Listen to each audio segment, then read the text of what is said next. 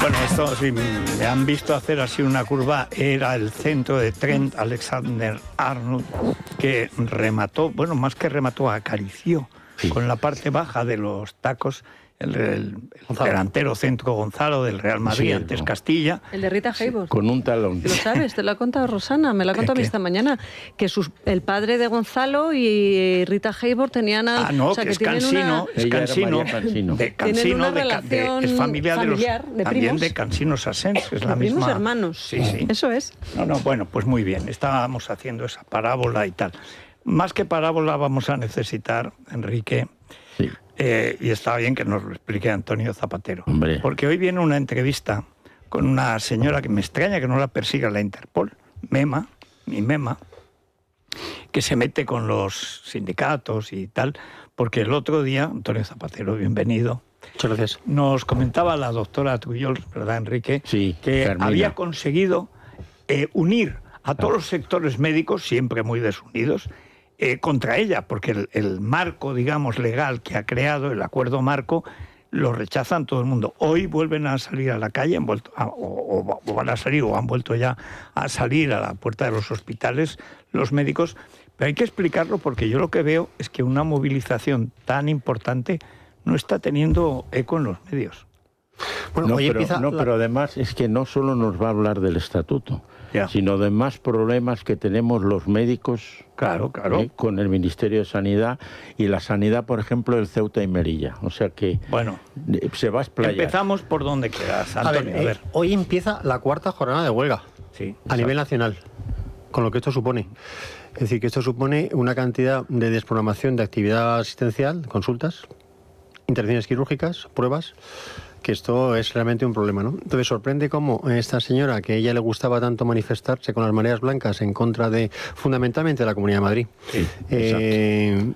ahora tenga a toda la profesión médica, sobre todo porque yo creo que no le ha tratado con el debido respeto. Es decir, yo creo que es un problema que esta mujer, yo creo que no, aunque ella presume de que es médico, aunque yo creo que lleva muchísimos años sin ejercer la profesión. Ha sido liberada siempre.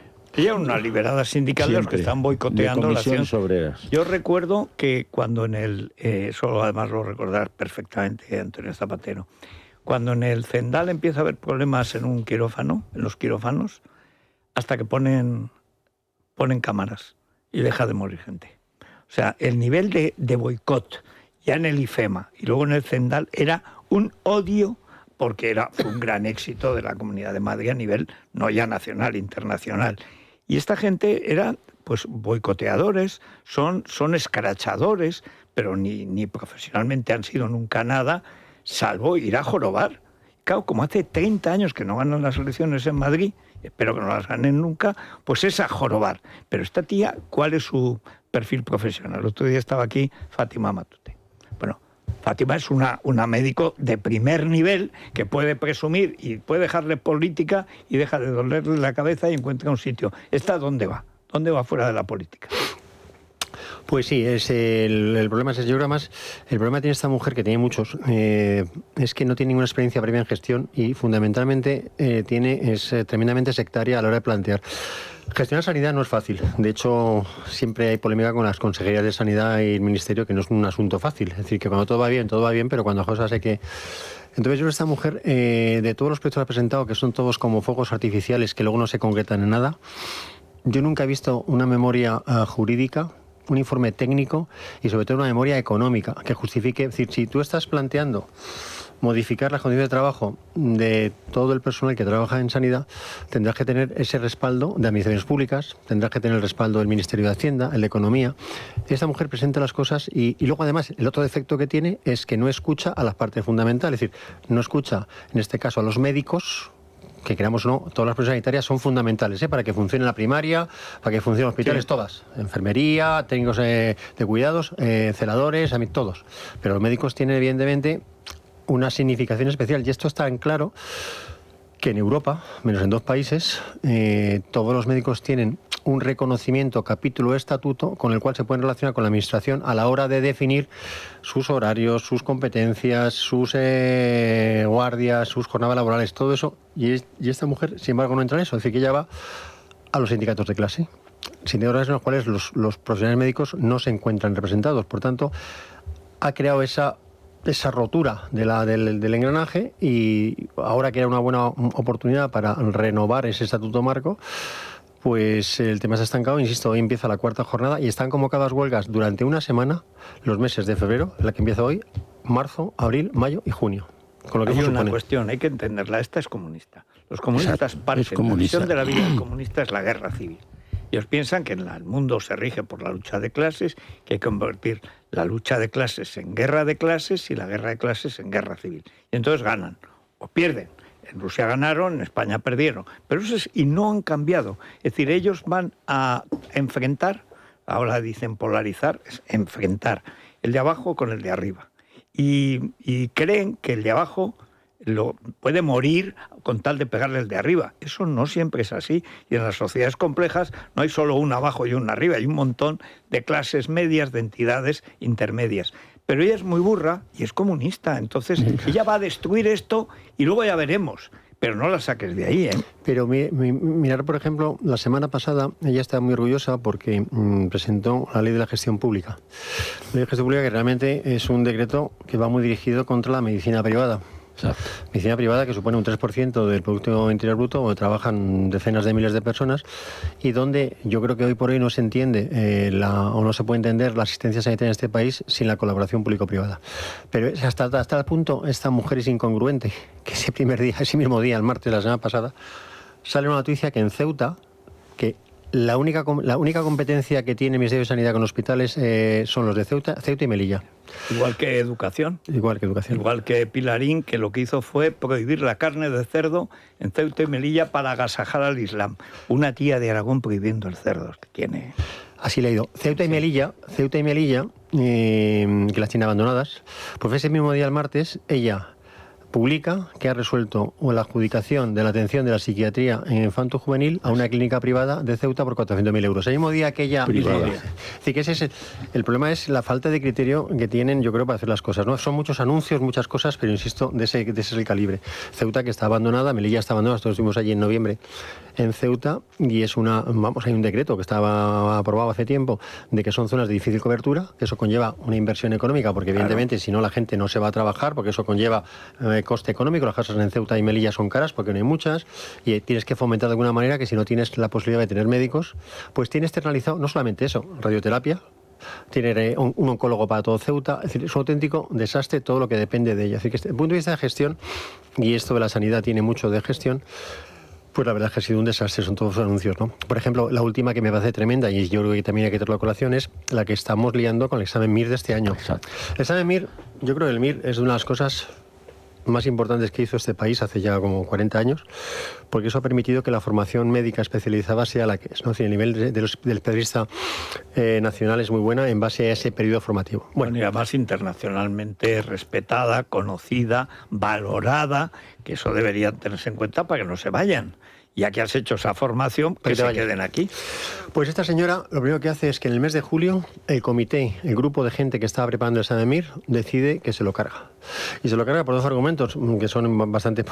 Primero, porque cada uno que trabaja en ese comité tiene a su alrededor un grupo de gente que trabaja y que te prepara las preguntas. Claro, hay que preparar preguntas, a lo mejor 500 cada año, para luego seleccionar las del examen. Se los carga. Argumenta que no, que tiene que ser menos, y además... porque se le ocurre a ella, y luego además si te pagaban un tanto por pregunta, decide pagarte la mitad por pregunta. El dinero probablemente en este caso ha sido lo de menos, ¿no? Sí, pero joroba. Julio. En agosto se publica en el BOE la convocatoria del examen, donde se publica además toda la secuencia de hechos que tienen que tener lugar. Bueno, pues ya empezamos con problemas, porque lo primero que ocurre es que la publicación de las listas de incluidos con 2 meses de retraso. La baremación se hace de aquella manera, de tal forma que a 5.000 candidatos le ponen la misma puntuación. El número de reclamaciones ha sido inmenso, ¿vale? O sea, que ha creado un tapón burocrático. Pero es que que yo he visto en mi vida, que llevo 40 y tantos años en la Administración Pública, lo último, que es una cosa que ya salió en la prensa, es que cuando hace la lista, permite que los no admitidos se presenten al examen. ¿Cómo? Los no admitidos se presentan al examen. Bueno, las de comisiones. Eso es como cuando querían que los que habían suspendido fueran sustitutos. En la educación, por ejemplo. Y vamos a ver, se han suspendido porque decían, y además se comprobó, porque Lucía Fígaro hizo un examen. Dice, vamos a ver, Decían, ¿qué río pasa por Madrid?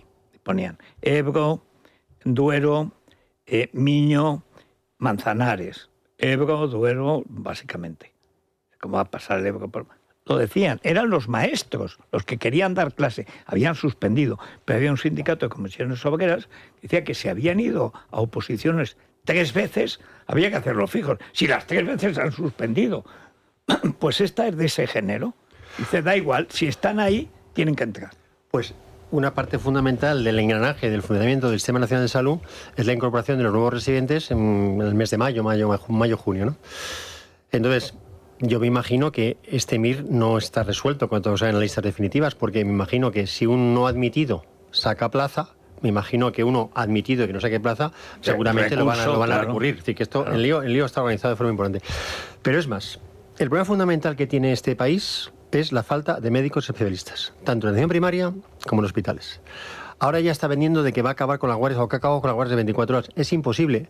Si tú no tienes médicos que te hagan, si tú quieres hacer una guardia de 17 horas o de 12 horas, tendrás que tener otro que te haga el turno de 7 horas que no has hecho tú o el turno de 12 que no has hecho tú. Pero dice que es caro. Bueno, pues será caro. Bien. Ese es su argumento en la entrevista del País. Será caro, porque la sanidad cuesta dinero. Es decir, que la sanidad cuesta dinero y el problema es que con Pedro Sánchez llevamos 6 ministros de sanidad, 3 o 4 años sin presupuestos y por tanto, si no le prestas la sanidad la atención que tiene, bueno, el resto de cosas no quiero hablar de trenes y eso, pero quiero hablar de sanidad. Sí, pero es lo mismo. Pero es lo mismo. Es decir, que si no inviertes en lo público, pues pasa lo que pasa. Entonces, se produce, por ejemplo, la tremenda contradicción que al MIR de medicina, porque también hay MIR de psicología, MIR de farmacia, al MIR de medicina se presentan 15.000 médicos y hay 9.000 y pico plazas.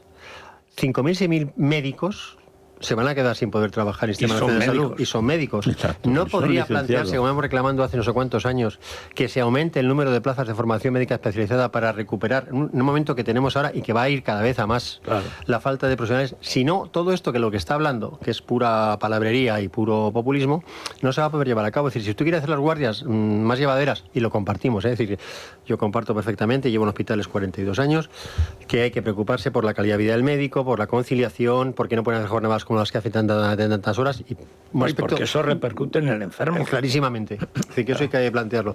Pero si usted quiere hacer eso, eso conlleva que tiene usted que invertir en este caso en el recurso facultativo, es decir, en médicos, ¿no? Bueno, esto no se plantea. Ella dice que acabó en la guardia, es todo mentira, pero no acabó con ninguna guardia de 24 horas y ahí está. Es decir, que esa es la aquí de la cuestión. Yo creo que son 6 años o 7 de Sánchez de hacerle prácticamente ni caso a la sanidad, de no incrementar para nada el gasto, el PIB en sanidad y de todas estas cosas que están pasando. Y luego encima ya con una ministra como esta que realmente yo creo que ya lo que está pensando es en ser candidata en Madrid, porque o presentarse más, como líder de esta... Lo que está pensando es en suceder a Yolanda, a Yoli Tenacillas. Sí. Oye, perdona, la pistolera no tiene un nivel más bajo, que está en ese nivel, ¿eh? No, pero y esta también amenazó a Isabel Díaz Ayuso cuando así, era... Por eso le pusieron la pistolera, apuntaba así como para matarla. Y siguió cobrando todos los meses y de pronto dice el dinero del 12 de octubre. Es verdad. ¿Eso no te acuerdas? Sí. Y entonces se le ocurre decir un día, no me he dado cuenta. Ya. Pero se está Oye, sumando, Antonio, perdón. Yo te quería hacer una pregunta que el otro día se quedó en el aire. ¿La biopsia líquida es un éxito para la medicina y para el diagnóstico? Que nos hables de ello.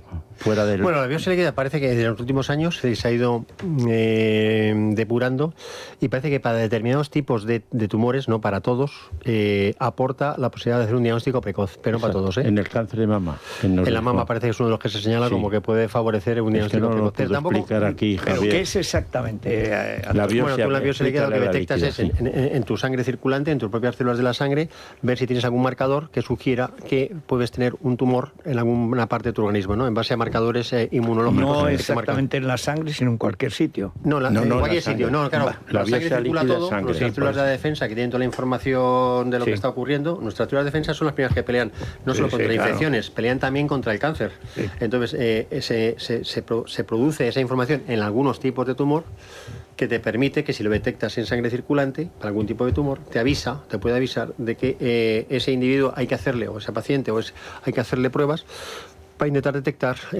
precozmente la presentación. No son los marcadores tumorales, no tiene nada que ver. No tiene que ver.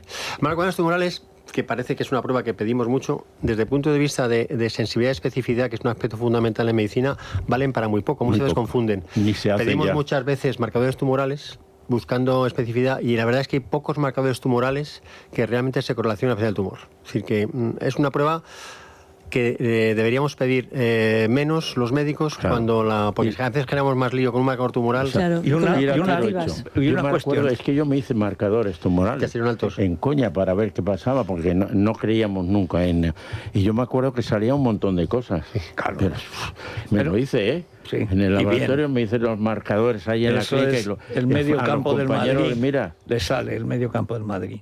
No hay cerebro. ¿Y por qué no los dejan de hacer y no nos meten esos sustos a veces? No, porque no tienen una utilidad. Estamos entrando en un terreno que a mí me parece muy interesante, y es que hay una corriente muy importante de medicina desde hace ya muchos años que traducido al que se decía no hacer. Es decir, tenemos que reconocer que los médicos muchas veces, y que es muchas veces un porcentaje del 20-30%, pedimos pruebas que no van a aportar ningún valor para el diagnóstico del paciente y a veces confunden. Por tanto, eso que es el hacer realmente lo que tienes que hacer, el aquilatar. Yo, con los alumnos de sexto de medicina, que todos los jueves hacemos un seminario, les intento explicar que cualquier prueba que pidas, por pequeña que ésta sea, cuando la estás pidiendo, tú tienes que estar pensando qué vas a obtener de esa prueba. No pedir por pedir. Es decir, no debes pedir como si disparas con perdigón zorrero, como se decía, sino que tienes que aquilatar lo que pides. Porque si pides de forma no específica al paciente, te vas a encontrar lo que se llama incidentalomas. Y vas a poner en marcha una mecánica que para el paciente puede ser peligrosa. Porque empieza a hacer pruebas que no tienen ningún sentido y eso puede tener problemas. Hay una cuestión añadida. Esto de la biopsia líquida, ¿lo tienes que pedir o te viene, digamos, casi...? No, hay que pedirlo. Tiene que pedir el médico. ¿Y hay médicos suficientemente formados, digamos, para saber lo que tienen que pedir? Bueno, no es una prueba que esté muy extendida, pero irá probablemente extendiéndose, ¿no? Es decir, que yo creo que hay cosas que se van extendiendo cada vez más. Ahí está la genómica, ahí la biología molecular, y van apareciendo cosas a lo largo de la carrera que van apareciendo y que probablemente con el tiempo tendrán seguramente un papel. Una última cuestión, Antonio, por experiencia, etcétera. ¿Cuál sería el gesto, podríamos decir? ¿Cuál sería el gesto más importante para que los médicos pensaran que esto, que es muy complicado? Es muy complicado, empezando por la falta de médicos, el cambio en la población. De pronto hemos pasado, somos 50 millones y quieren meter 1 millón más. O sea, que esto es tremendo, falta gente, sobra gente. Vivimos muchos años más que ningún país, salvo Japón, que estamos ahí empatados, y falta atención. Ahí también lo hemos visto, lo veíamos con la doctora Tubiols el otro día, hay una sensación psicológica de abandono. Es decir, estamos esforzándonos, somos médicos, pero no hay ningún, digamos, aliciente social. Antes el médico era una persona muy valorada, igual que el maestro, ahora menos. Se ven más, como dice Enrique, funcionarios de sanidad, que 2, 3 cosas, o qué cosa fundamental habría que hacer para, digamos, descongestionar o por lo menos desbloquear esta situación. La primera, respeto. En realidad me parece a mí fundamental, eso me llaman mis padres. La segunda, reconocimiento de lo que realmente se hacen por parte de los médicos y el resto de los profesionales sanitarios, ¿no? Pero recordamos aquí lo que pasó en el COVID. Acordaros cuando salían a la gente a aplaudir a los balcones a las 8 de la tarde, decir que le tuvieron como aquella que era terrorífica, aquí yo elevaba la moral de la tropa, teniendo lo que teníamos enfrente, claro. ¿No? Es decir, que respeto, reconocimiento y luego diálogo, es decir, que tendrás que sentarte. Yo estoy convencido que se pueden llegar a puntos de acuerdo, es decir, que es verdad que la clase médica históricamente se considera que no está reconocida a la hora de relacionarse con la administración, porque los médicos pues no tienen afanes de meterse en sindicatos, no, van a las suyas, les gusta investigar o les gusta la docencia, pero es un tema que tienen abandonado. Por tanto, la política no respeto, diálogo y hablar, y estoy convencido que hablando con los representantes de los médicos se van a llegar o se pueden llegar, y yo creo que es una cosa que se puede llegar a acuerdos que nos parezcamos en este sentido a Europa. Si en Europa esto está también resuelto, y repito que es que la mayor parte de los países europeos tienen un estatuto marco o un capítulo médico dentro de otro marco que permite que los médicos se relacionen con la administración para gestionar todos los aspectos que tienen que ver con su profesión. Claro. Bueno, pues muchas gracias, Antonio. ¿Tu pronóstico para el Benfica Madrid de mañana? No, pasamos seguro. No digo para mañana. 1-2. ¿Tanto? Sí, yo creo que hemos aprendido después lo que pasó. Del baño que nos dio el otro día. Pero ya han aprendido. Y está tren. Como decía... Yo soy Yo 0-3. Como decía Federico, tenemos a 3. Eso 0-3. Eso le pasó al Atlético con el Rayo después de meterle 4 al Barça. O sea, que es que el fútbol es muy raro. Pero le desea por mucha suerte al Atlético contra el Barça en el partido de vuelta, ¿no? ¿O cómo? Pero si hace falta un extra, yo voy allí, O sea, si lo que tiene que hacer Simeone es salir a meter un gol en Barcelona. Porque como deje que metan un gol, se lo dan. Simeone, cuando jugaba, lo que hacía era faltas continuamente. A todo el mundo. Acuérdate de Guerrero, que le clavó Guerrero, los tacos. Casi lo mata. Sí, le pisó los tacos. Bueno, una pausa brevísima y vamos a hablar de algo sorprendente. Casa Pedro, Federico, sí, señor, un restaurante de los de toda la vida y además que tiene ahí una pugna por saber si es el más antiguo de la capital. Bueno, y además porque ha abierto, alguno dirá, una vinoteca, bueno, una bodega de vinos, porque ya existía, pero la han actualizado. Es la mañana, es radio.